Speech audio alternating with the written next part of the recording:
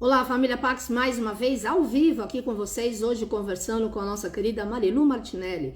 Ela que é escritora, atriz, conferencista internacional, professora convidada da PUC São Paulo, expert em educadores e gestores de valores humanos, sabe tudo sobre todas as grandes mitologias e grande conhecedora de várias culturas. E hoje é dia de Ganesha, Jai Ganesha. Tenho aqui Ganesha para nos proteger. E hoje ela fala sobre o poder transformador do conhecimento. Vamos aguardar a querida Marilu Martinelli entrar para que a gente possa estar aprendendo mais hoje. Oi, Alexandra, obrigada. Quem quiser cestas de café da manhã, Ale, sua festa em casa é maravilhosa. Ela me mandou uma cesta de café da manhã incrível. Gratidão, querida. Uma delícia, adorei. Oi, Denise. Oi, todos vocês que estão chegando. Vilma, que está sempre aí com a gente. Luciana de Souza. Eu agradeço a todos pela sintonia e pela presença aqui conosco. Vamos aguardar a querida Marilu Martinelli entrar para que a gente possa estar conversando e aprendendo sobre o poder transformador do conhecimento, tá bom? Neste dia tão auspicioso do calendário Veda, em 2023, cai justamente hoje, 19 de setembro. Então vamos celebrar, né, o senhor Ganesha, aquele que remove os obstáculos. Oi, querida, bem-vinda, tudo bem? Tudo, e você, meu amor? Tudo bem quente, graças a Deus, como eu adoro. Você sabe que eu lembrei de você, quando eu vi esse calor, falei, tem que enfiar outra sossega. Tava muito frio, gente, tava horrível. Agora também tá um pouco demais, né, vou te falar. Mas tudo bom, né? Enquanto a gente tá vivo, vamos driblando o que precisa, né? Vamos lá no fluxo. Você viu que dia lindo que você hoje vai estar falando? É o dia de Ganesha em 2023. Você viu, Olha, menina? Que sincronicidade. Quando eu botei o tema para você, eu ainda não sabia que seria hoje o dia de Ganesha, porque você sabe que o calendário é lunar, né? Na Índia. Pois é. Então, mutável cada ano. Aí, quando eu vi, eu disse, Swami, Sairam, o que é Ganesha, senão o Senhor do conhecimento em todos os seus níveis, aquele que remove os obstáculos. Olha que loucura! Foi realmente... Muito lindo. Nossa, maravilhoso. Adorei. Adorei. Bom, meu amor, então feliz Ganesha Chaturthi para você. Amém. Feliz dia de Ganesha. Feliz dia de Ganesha para todos que estão nos assistindo, que ele nos cubra de discernimento, de capacidade de iluminar nosso intelecto, de enxergar a verdade, de fazer as escolhas certas, e que ele nos traga muita saúde e muita prosperidade. Amém. Amém. Que assim seja e assim será. E assim é. Amém. Assim né? É. Saúde para todos nós, né? Saúde para todos nós. Continuar trabalhando muito, porque você é que nem eu, somos Ares, adoramos trabalhar. Pois é. E quando a gente trabalha, a gente se dimensiona, não é? É verdade. Engraçado, você sabe? Desculpe, eu lhe interrompi. Você ia falar, eu lhe interrompi, desculpe. Não falei nada, não. Não? Engraçado, para mim pareceu. Você sabe que ontem eu fiz estou dando um curso sobre a Gênesis. Que legal. A Gênesis cristã, sobre um olhar esotérico, histórico, geográfico, teológico. É muito interessante, mas é um curso que balança muito a roseira, porque esse mito é um mito em si muito polêmico, né? Então, eu dizia que a gente herda no inconsciente coletivo, principalmente nós, ocidentais, que o trabalho é um fardo, que o trabalho não é a maneira generosa de você se dimensionar e oferecer o que você é capaz de fazer bem e melhor a cada dia para a sociedade. Exato. Então, para nós, a gente trabalha esperando aposentar. Olha que coisa mais louca. Eu não consigo nem pensar em parar. Eu adoro trabalhar. Não é? Mas, enfim, isso é uma outra história, que depois a gente pode até comentar. E Claro. se a gente pode combinar para o ano que vem, talvez um curso, mas na parte presencial, porque Tá, eu acho que é importante tá bom. Mas, essa interação energética mesmo, porque é um tema muito controverso, né? Às claro, eu vezes. acho excelente. Tá agendado. Agora, mesmo no Zoom, dá para fazer alguma coisa esse ano ainda. Estamos só em setembro. Tem outubro e novembro, né? Tem mais 2 meses. E Sim, a dezembro, né? gente Porque eu não paro. não me comprometi, Ah, tá bom. entendeu? Tá bom. Então, o ano que vem a gente faz tudo legal, Tá legal. direitinho, Tá ótimo. tá Tá bom? ótimo. A Paola está dizendo boa tarde da Holanda. Obrigada pela sintonia, querida. Tamo Ah, junto. querida, muito obrigada. Você aí da terra das tulipas multicoloridas, não é? Um beijo para você. Bom, Muito bom. eu vou aproveitar, Carmen, queridos, que o tema que escolhi para a gente compartilhar hoje foi o poder transformador do conhecimento e com Sim, essa sincronicidade de ser um dia em que milhões de pessoas no mundo inteiro, mas principalmente na Índia, sim, estão comemorando o dia de Ganesha. verdade. Para quem não conhece a mitologia hindu e nem conhece com mais profundidade o hinduísmo, pode pensar que o hinduísmo é um politeísmo, mas não é. É um panteísmo. Uhum, Qual é a uhum, diferença? O politeísmo são inúmeros deuses. O panteísmo é Deus em tudo. E nessas deidades todas, não são deuses independentes do Deus uno. São aspectos desse Deus uno, que para o uhum. hinduísmo é a consciência magna, pré-existente, autoconsciente, que não tem começo, não tem meio e não tem fim.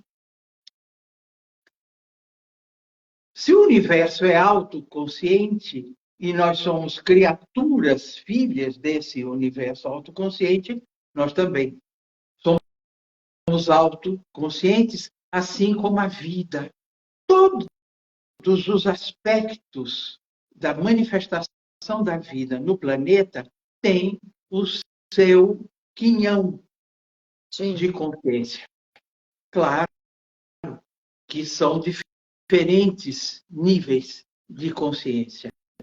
E dentre essas manifestações da vontade divina concretizada, que é a criação, uhum, nós, seres humanos, somos os únicos conscientes de ter consciência.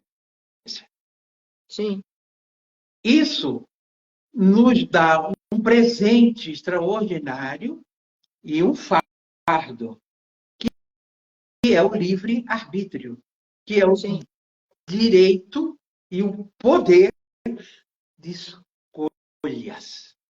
Ora, o poder de escolhas nos faz responsáveis pela intervenção dessa escolha na nossa vida, na vida do outro, na sociedade. E enquanto a gente sim. tiver vida, nós vamos ficar nessa dinâmica de escolhas, atuação e consequências das nossas escolhas, não Claro. é? Ora, se Ganesha é o aspecto do divino e talvez o mais esotérico de todos os aspectos em sua manifestação pictórica e escultórica, ele é o quê? Senão o discernimento, a Sim, inteligência iluminada, aquilo que nos capacita a escolher o bem.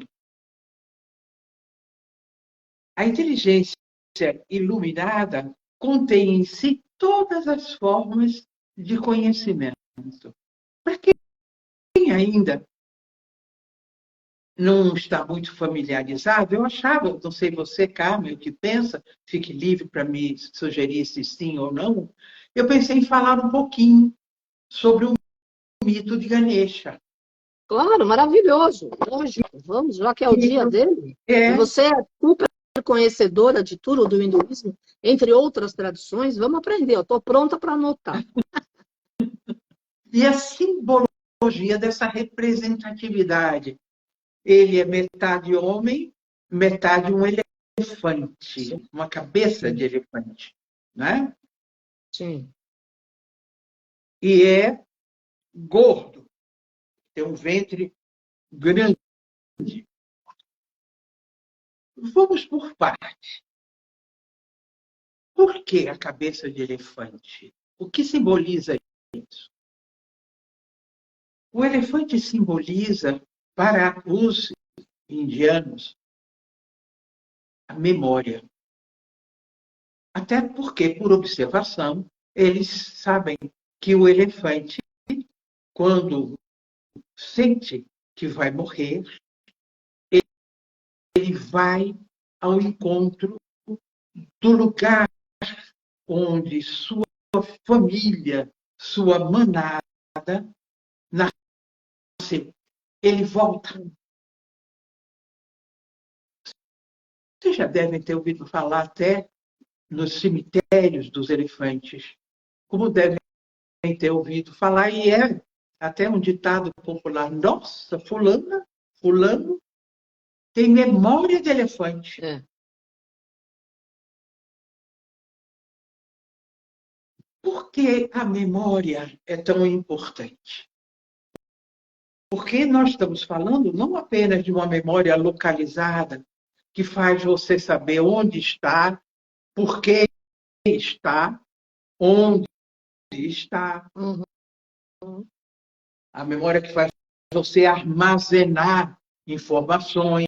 Não é dessa memória apenas. É da memória extracorpórea, que é a memória espiritual. Veja você, isso estava no mito, está no mito. E hoje, o que é que fazem os neurocientistas com maior empenho? Descobrir a memória não localizada.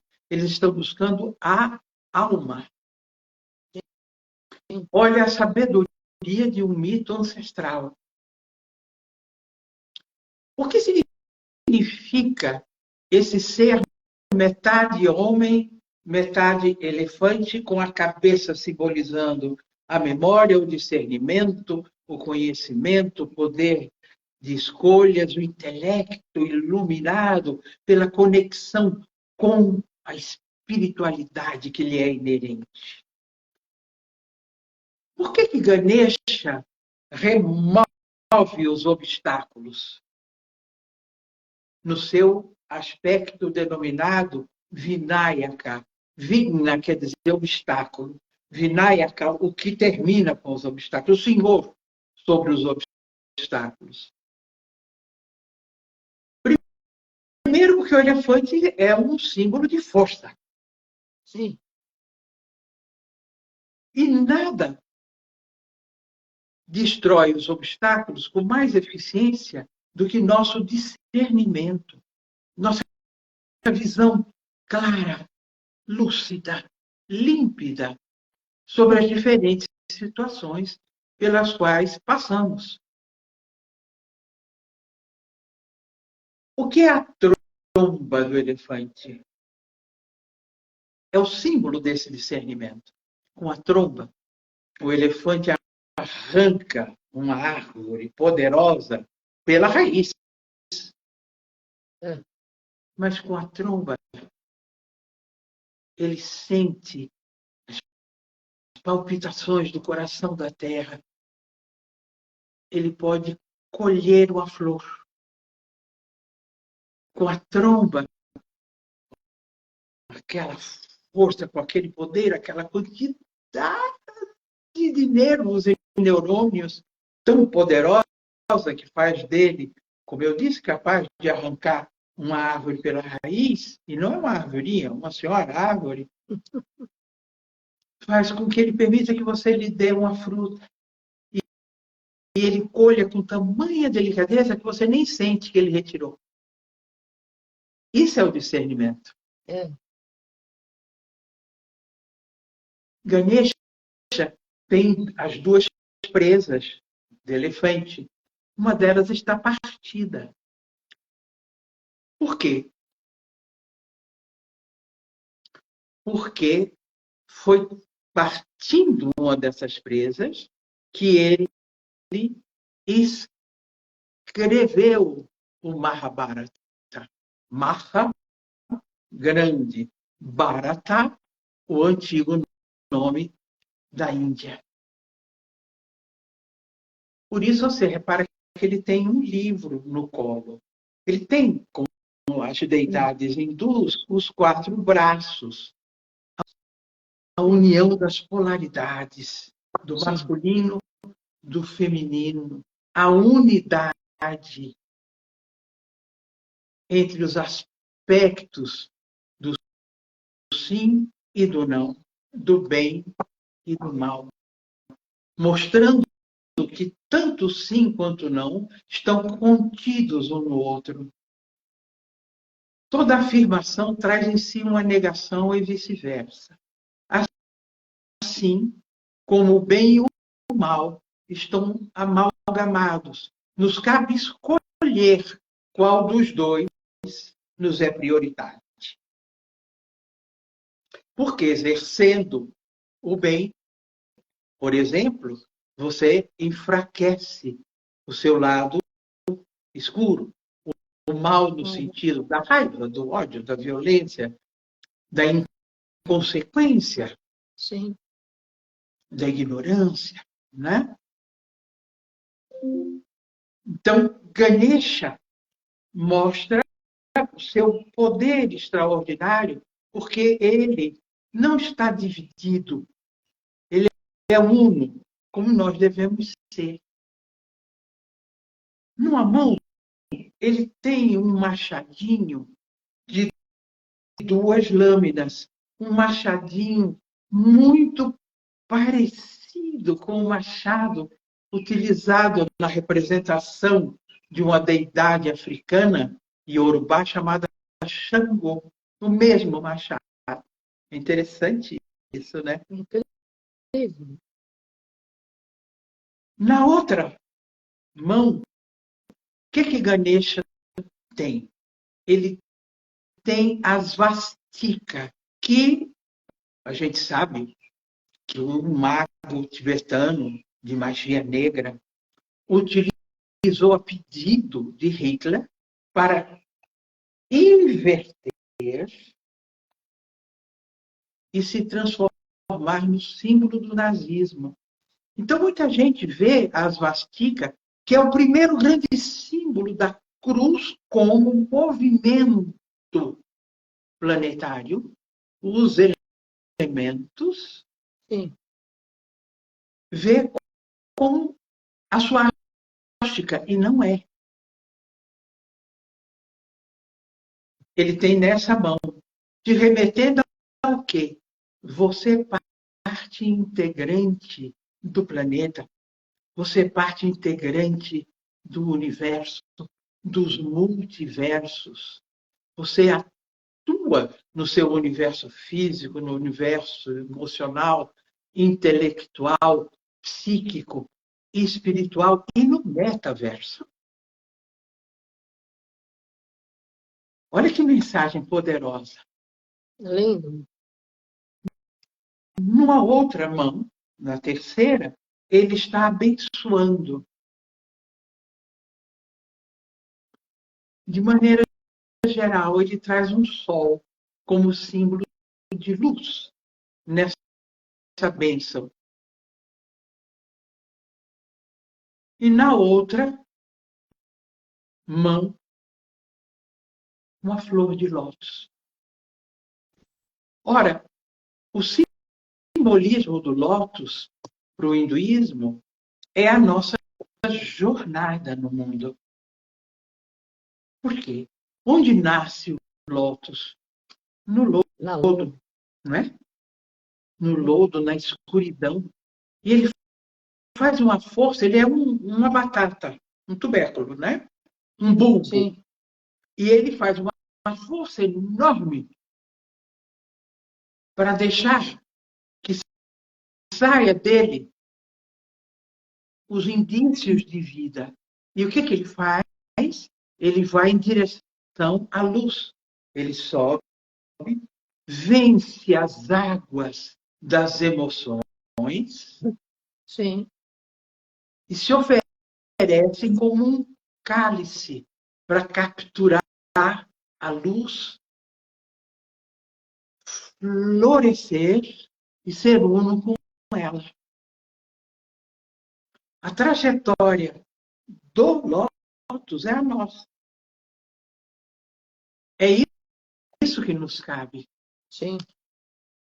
No hinduísmo, na mitologia hindu, mais especificamente, toda deidade tem o seu veículo animal. Por quê? Porque para eles nós somos deuses num veículo animal, o qual precisamos humanizar ao extremo para que a divindade se manifeste em nós, por nós,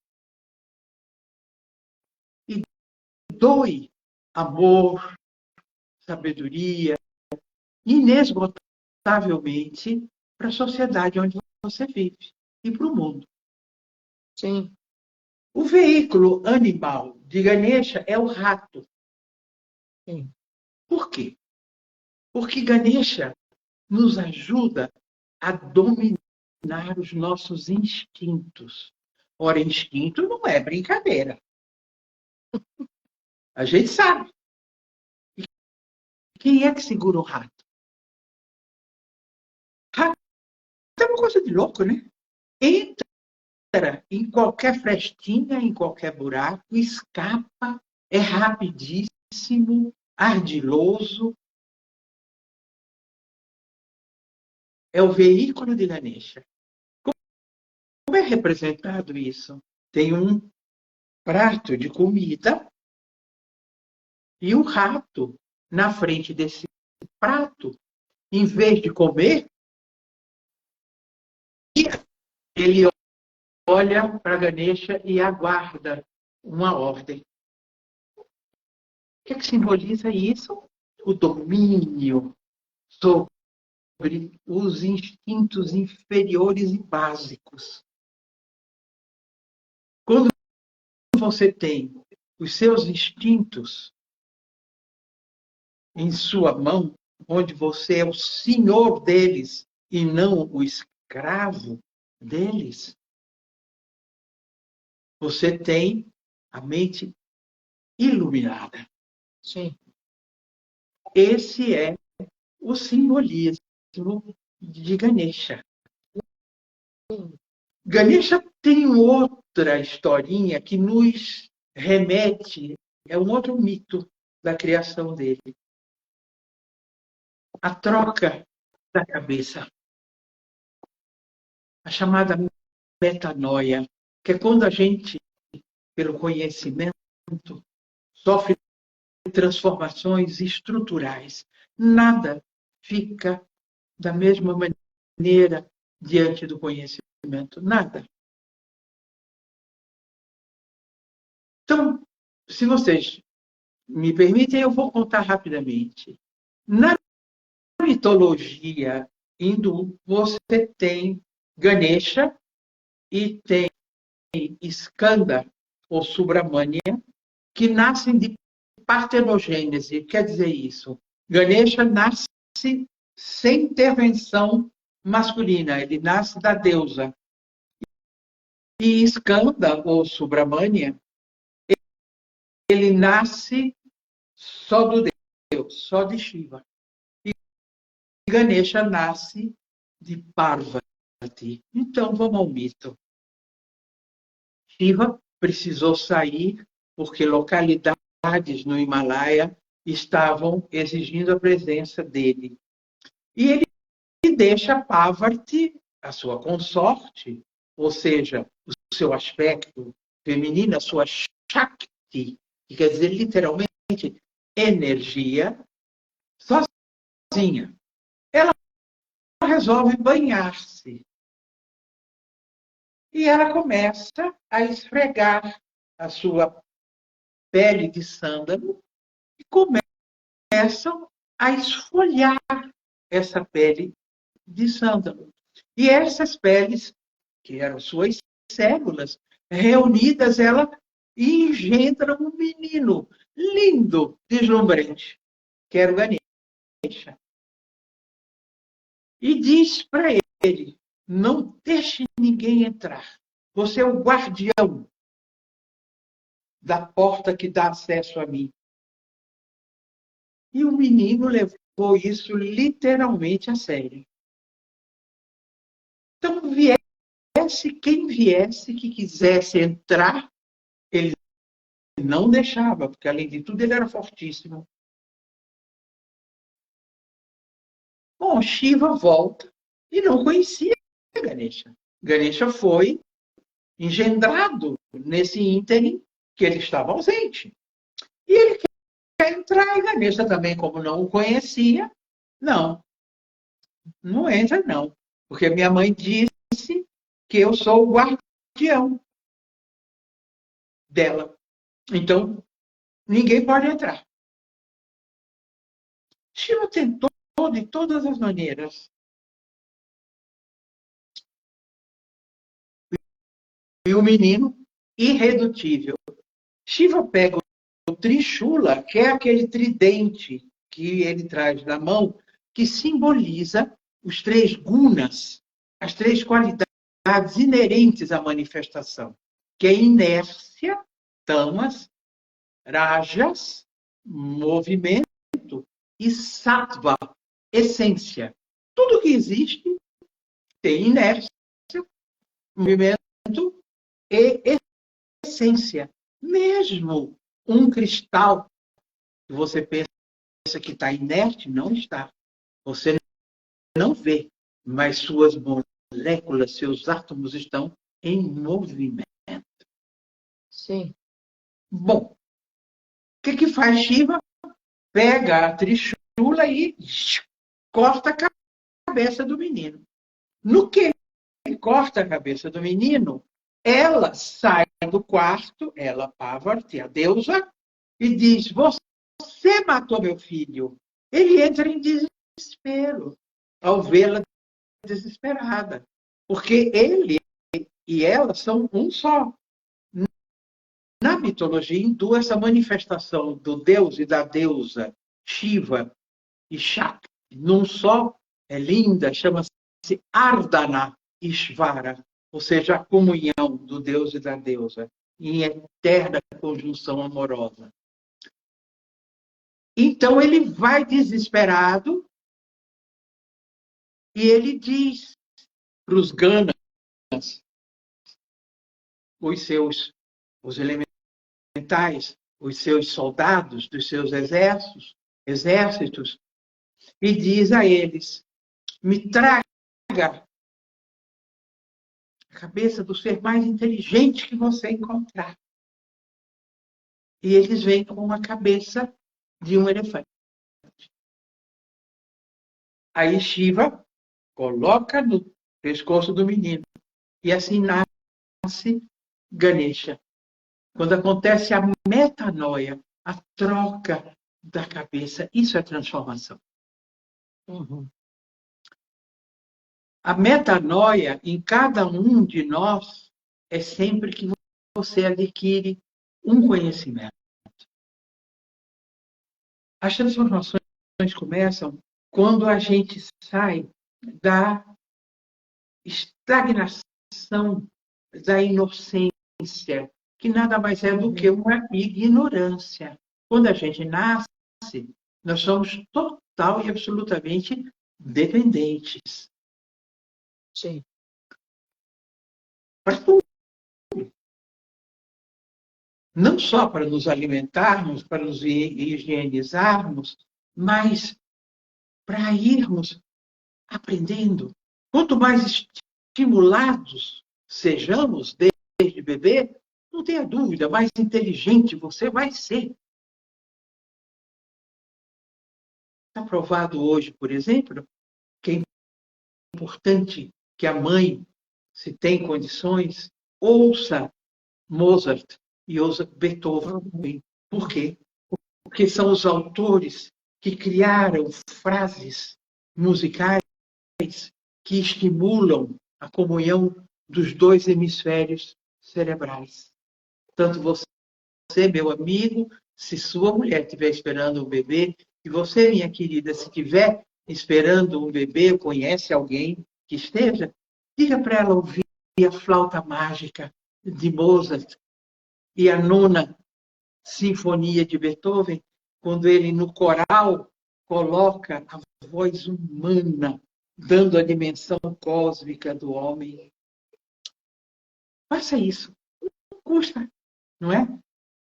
Hoje, os musicoterapeutas fazem isso, indicam isso.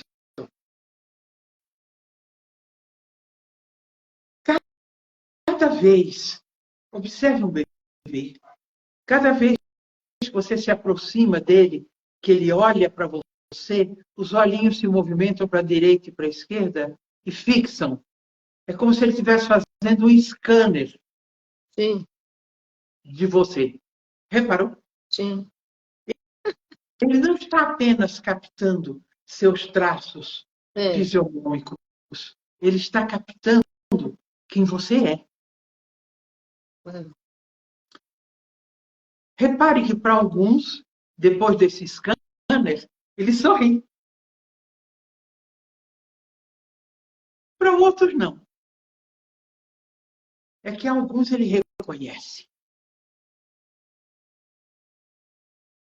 Isso é fato, isso não é fantasia. Sim, claro. O conhecimento é isso. Você tem no conhecimento a possibilidade de, rompendo os véus da ignorância, se capacitar para romper os véus da ilusão. Isso não quer dizer que você não vai viver na ilusão. Vai, porque você está na manifestação, mas você sabe o que ela é. Você não se identifica. Isso é de uma ajuda extraordinária, porque quando você sofrer, você sabe que aquele sofrimento é um processo de purificação. Sim. Ele não é um castigo. Ele não é uma punição. Ele pode ser uma consequência.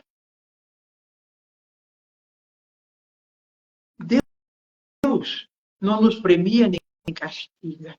Ele é o observador. Ele tudo sabe. E ele dá para você a independência.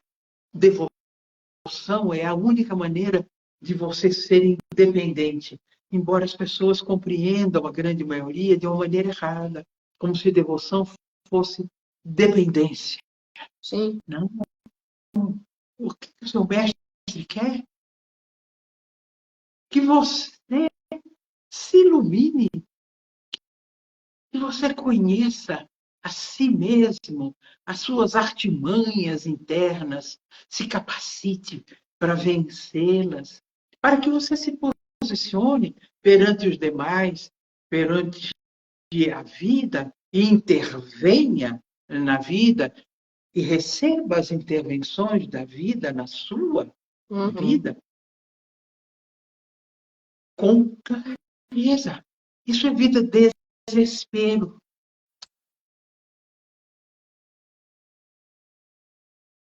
É fundamental o conhecimento. Ele traz em si transformação. Sim. Ele é o denominador comum na evolução das espécies. Quando o primeiro homem, eu não sei se vocês tiveram oportunidade de assistir um filme, e se não tiveram, veja no YouTube. Chama 2001, uma Odisseia no Espaço, de Stanley Kubrick. Como curiosidade, os Beatles assistiam a esse filme todos os dias.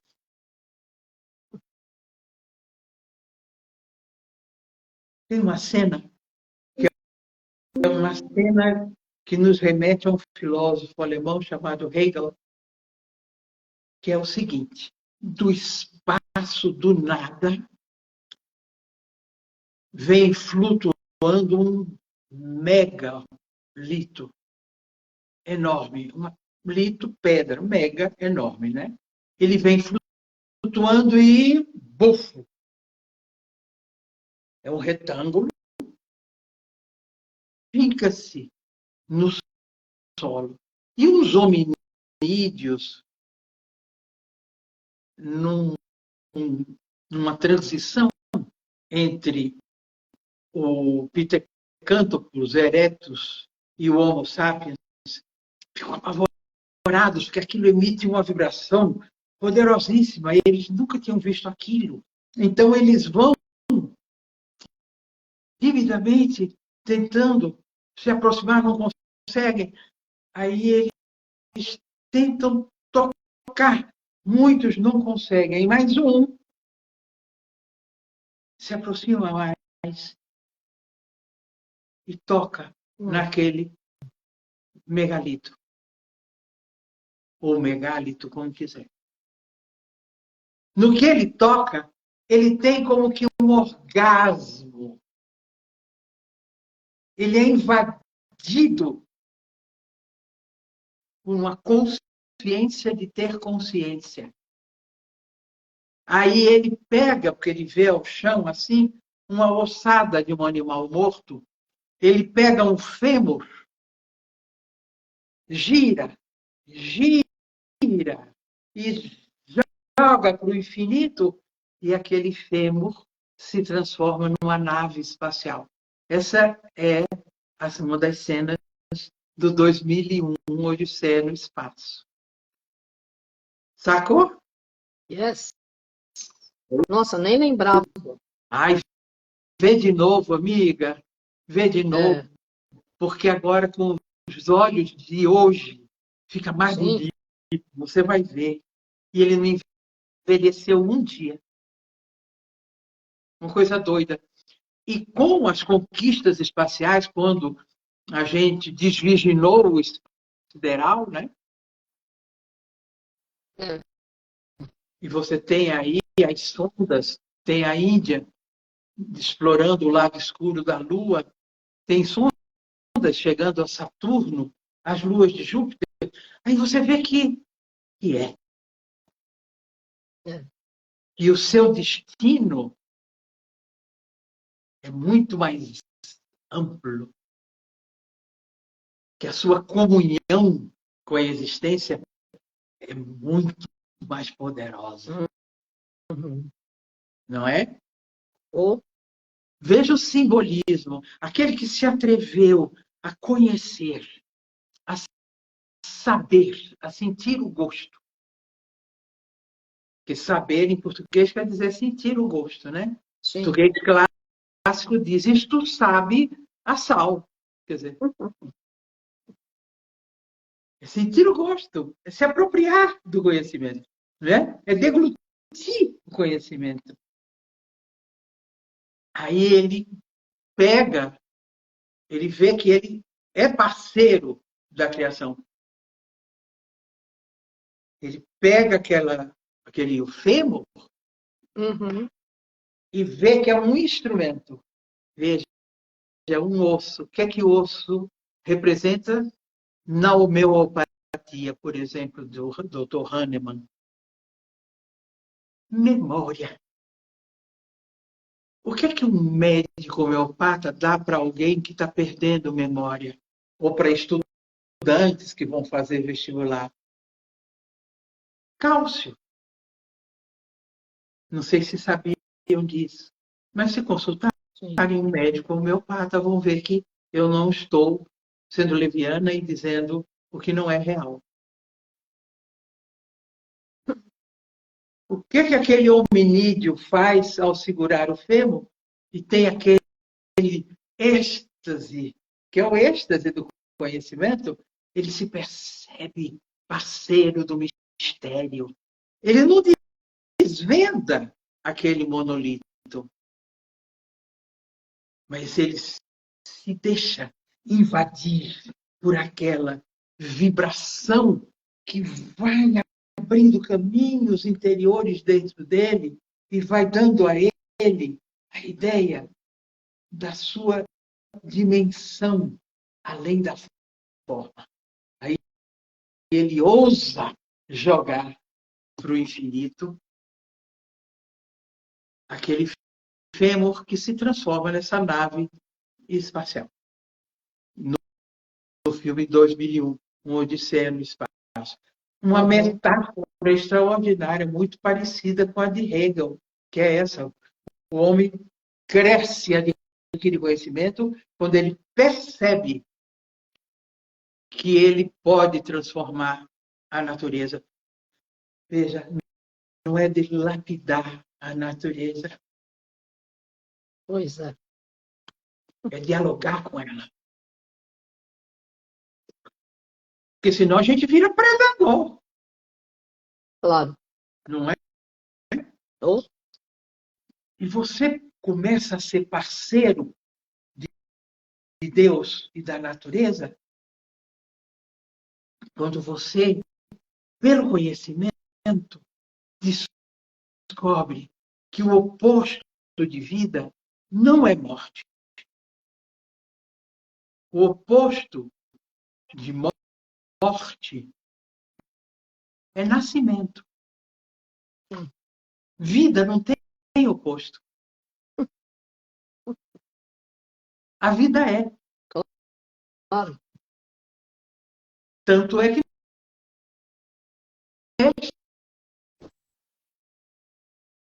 de formas diferentes, mas morrer não morre.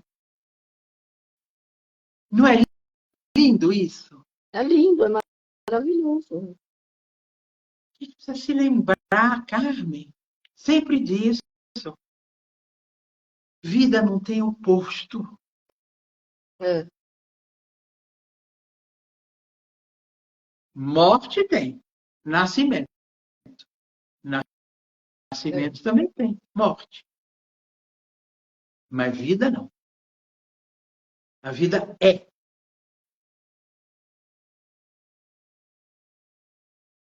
O conhecimento te possibilita isso. Isso é discernir. É perceber o que é e o que está. Sim.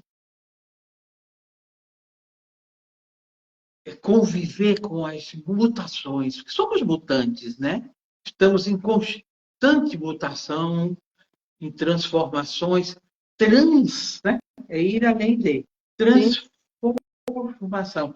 Ir além da forma pela ação. Sim.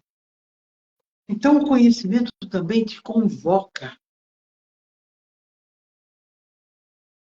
a você explorar dentro de você terrenos obscuros.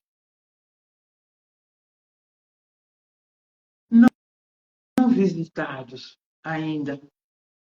Onde jaz lá escondido numa furna escura nossos medos,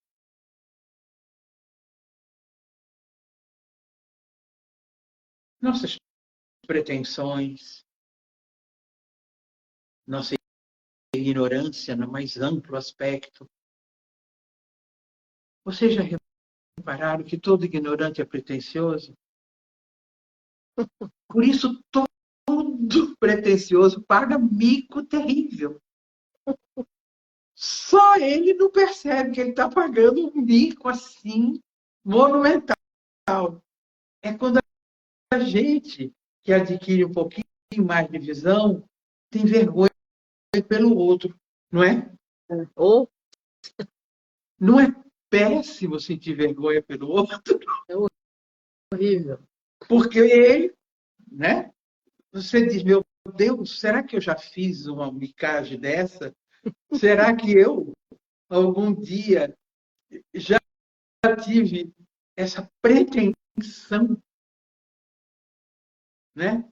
Que soa mais falso do que uma nota fora de tom, né? Uhum. E a gente seguramente fez. Ainda mais no processo da aprendizagem, ou na adolescência, quando a gente acha que sabe tudo, É. né? Imagina, todo mundo é tonto, todo mundo está por fora. É quando a gente começa a desenvolver um dos caminhos que facilita a pretensão, que é o julgamento. Não pensou como você? Ah, é no mínimo pouco inteligente. Claro. Você é o máximo. Claro. Como que alguém ousa não pensar como você? Claro. É um raciocínio primário. E o pior é que tem gente que não sai, né, dessa adolescência e continua pensando nisso. Quando a gente diz a gente tem que respeitar as diferenças, quando a gente diz a gente tem, é uma imposição. Eu tenho que aprender, inclusive, com quem pensa diferente de mim. Uhum. Por quê? Porque ele me coloca em xeque. Claro. Não é? Ele pode ter um argumento que faça com que eu reveja convicções, padrões de crença. Não é? Ele não é alguém Uhum. que está me desafiando, dizendo que eu não sei nada, que eu sou uma tonta. Não. Ele pode estar abrindo caminhos para eu conhecer mais. Sim. Não é? Claro. O conhecimento você tem. O conhecimento que você adquire e vai te transformando, é evidente. À medida que você vai conhecendo, você vai tendo mais instrumentos para lidar com você mesmo, com o outro, com a vida, com as suas sensações. Aí você tem a descoberta, o conhecimento que mostra que você sabe que sabe. Esse aí é aquele que vai demonstrando os seus talentos. Você vai percebendo que sabe fazer isso, que sabe fazer aquilo, vai descobrindo outras coisas que você não sabia que sabia. E existe o conhecimento inato, que é aquele conhecimento que te habilita naturalmente. Por exemplo, eu posso ter um talento nato, inerente a mim, para pintar, para desenhar. Sim. E o outro tem um inerente para matemática. Pode ser que nós dois, tão inteligentes, dentro das manifestações de inteligências múltiplas, não significa que eu sou mais inteligente que ele ou ele mais inteligente que eu. Significa que eu tenho talentos inatos diferentes dele. Sim. Esse conhecimento que eu já trago, sabe-se lá de quando. Uhum. Não é? Que é o conhecimento inerente. Aí você tem o conhecimento cumulativo, que é o conhecimento que alimenta o intelecto. Então, você lê, você viaja, você tem experiências, você desenvolve um olhar de aprendiz. Isso é importantíssimo. Observe quantas vezes você faz um mesmo caminho, uma mesma trajetória, e você não viu nada. Aí uma pessoa faz aquela trajetória e diz, nossa, você viu aquela árvore? Nossa, tinha uma orquídea nela, no tronco.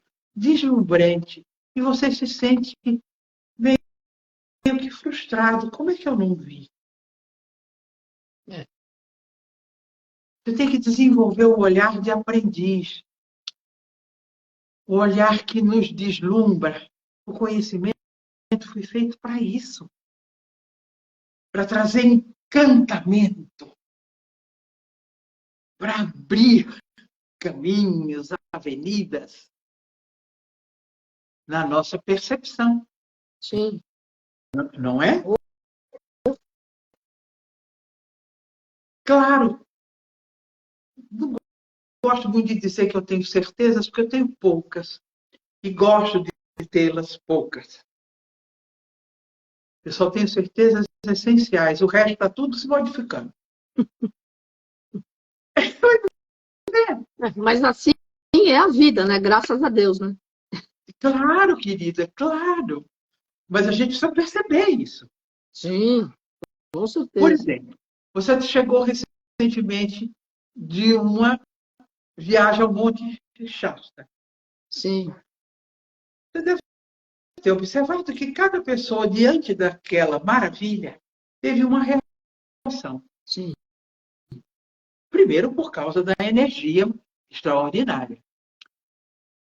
E segundo, porque quem não sabia o que era o significado, pôde aproveitar na mesma dimensão, na mesma inteireza que você. Ou que outro membro do grupo que tivesse conhecimento do que significava aquilo. Não é? Uhum. Isso chama a bênção do conhecimento, que transforma a ignorância em informação e informação em sabedoria. Diga, querido, perdão, eu não lhe ouvi. Não, é isso Você pode... mesmo, adorei. Mas não é? Você sabe, eu me lembro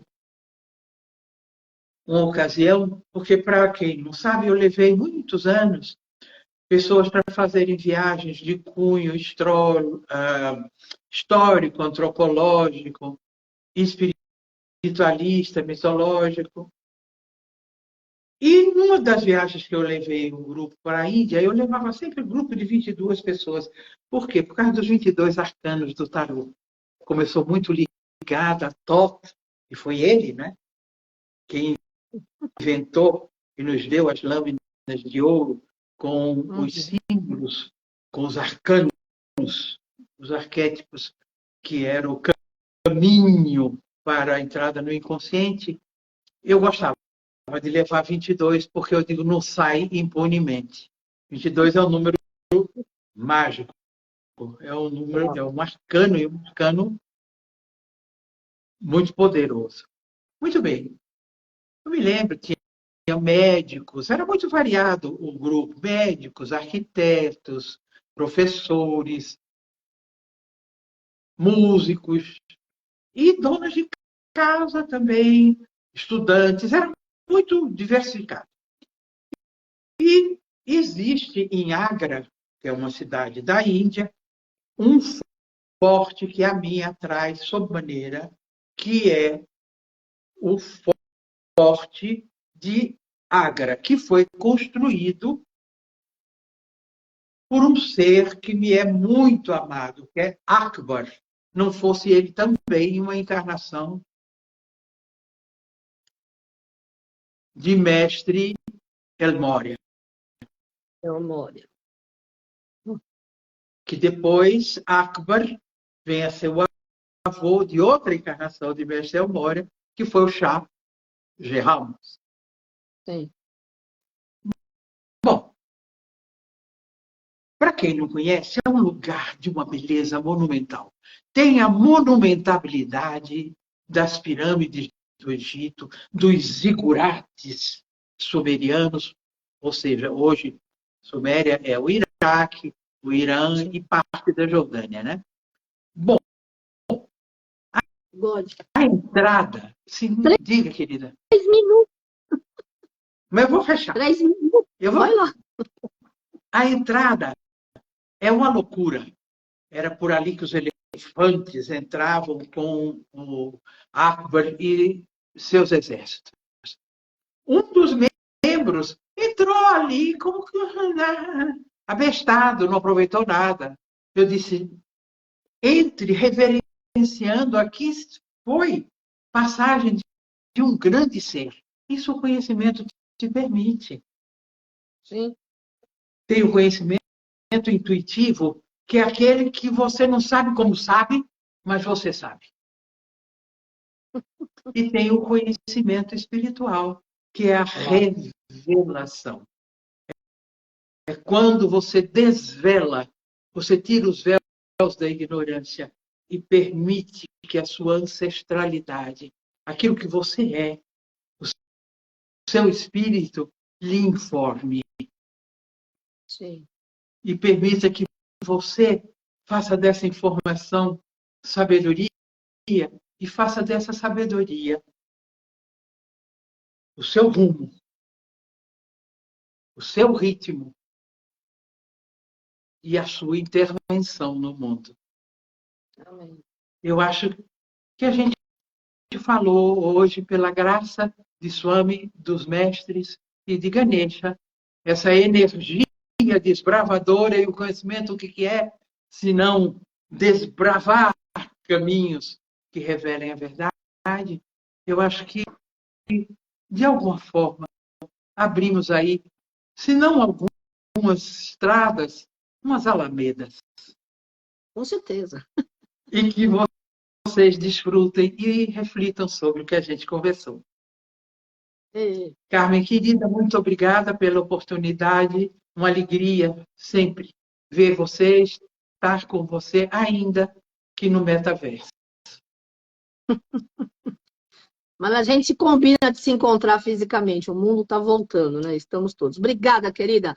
Jai Ganesha, que dia lindo para você compartilhar toda a sua luz, seu conhecimento, toda a sua energia de sabedoria. Beijo, Marilu. Gratidão. Namastê, família Paz.